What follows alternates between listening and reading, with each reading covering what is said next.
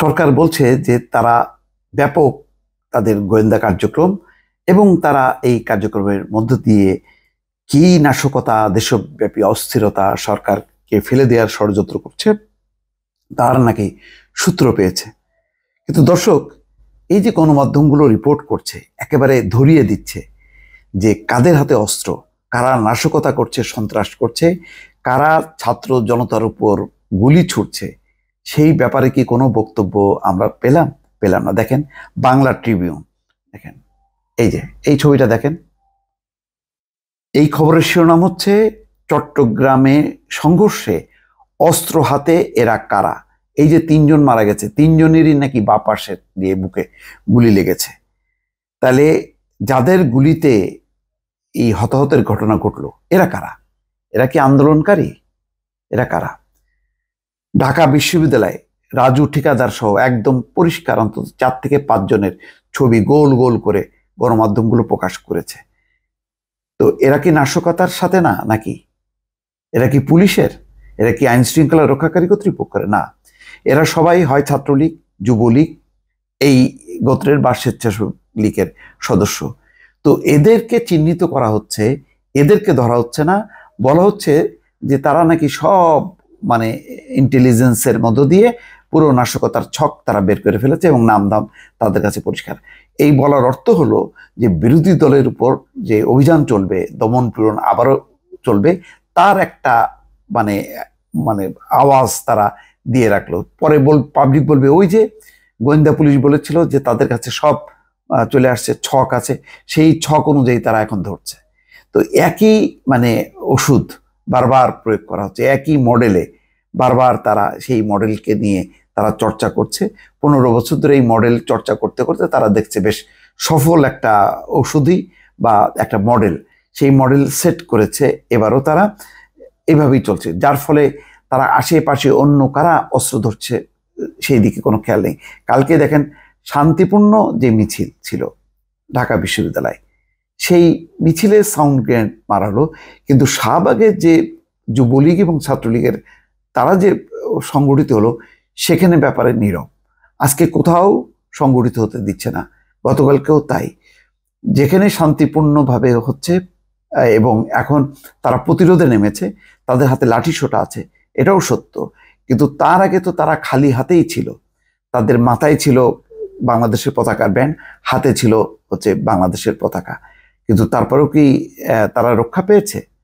যেই রাজু ঠিকাদার, তার কোথাও কি বাংলাদেশের পতাকা ছিল? ছিল না। তার হাতে অস্ত্র ছিল, সেই অস্ত্রকে উদ্ধার করা হয়েছে, সেই ব্যক্তিকে কি গ্রেপ্তার করা হয়েছে? হয়নি।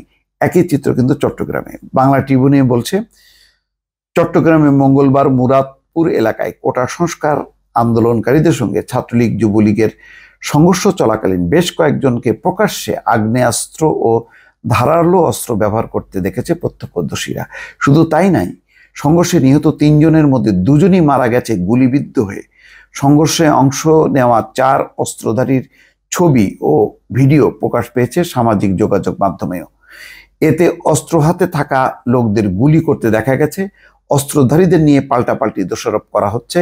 কোটা সংস্কার আন্দোলনকারীদের দাবি অস্ত্রধারী সবাই ছাত্রলীগ যুবলীগের কর্মী। অপরদিকে আওয়ামী লীগের দাবি অস্ত্রধারীরা কোটা আন্দোলনের শিক্ষার্থী।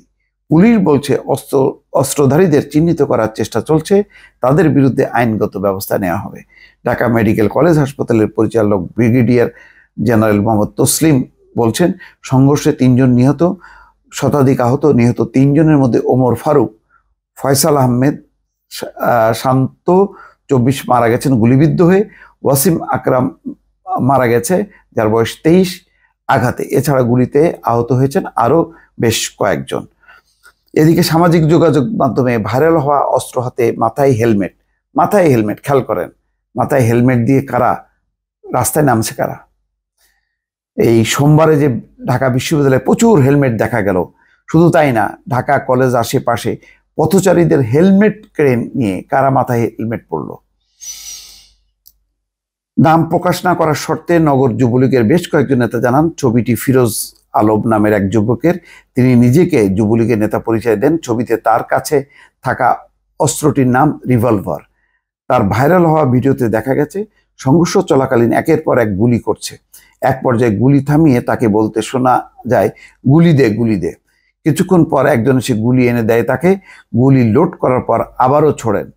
ফিরোজ 2011 সালের ফেব্রুয়ারিতে ও 2013 সালের জুলাই মাসে অস্ত্রসহ 2বার পুলিশের হাতে গ্রেপ্তার হয়েছিলেন। তাহলে এই ফিরোজ কি আন্দোলনকারী নাকি হামলাকারী?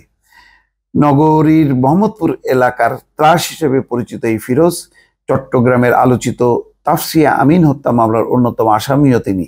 তবে এই বিষয়ে জানার জন্য ফিরোজ আলমের সঙ্গে যোগাযোগ করা হলে বলেন, আমার হাতে অস্ত্র ছিল না, অস্ত্র হাতে ওই ব্যক্তি আমি নই, অন্য কেউ। এছাড়া শটগান নিয়ে গুলি করা অবস্থায় ছবির ব্যক্তির নাম, আরেকজন ব্যক্তির নাম দেলোয়ার, তিনি স্বেচ্ছাসেবক লীগের সংগঠক। অপর দুইজন মিঠু ও জাফর, তাদের হাতেও ছিল রিভলভার। এই দুইজনই যুবলীগের কর্মী বলে জানা গেছে। দর্শক, আর কি দেখেন, এমন তো না যে বাংলা ট্রিবিউন একটা বিরোধী দলের মুখপাত্র, এটা সরকার সমর্থকদেরই একটা অনলাইন। তো সেখানেও কিন্তু পরিষ্কারভাবে তারা বস্তুনিষ্ঠভাবে সাংবাদিকতা করছে এবং এই ক্ষেত্রে তারা আর কোনো রাগঢাক করেনি, তাদেরকে নিয়ে একটা অনুসন্ধানী রিপোর্ট ছেপেছে। এরপরেও কি সরকার বলবে যে এরা আন্দোলনকারীরা নাশকতা করছে? দর্শক, ভালো থাকবেন। আল্লাহ হাফেজ।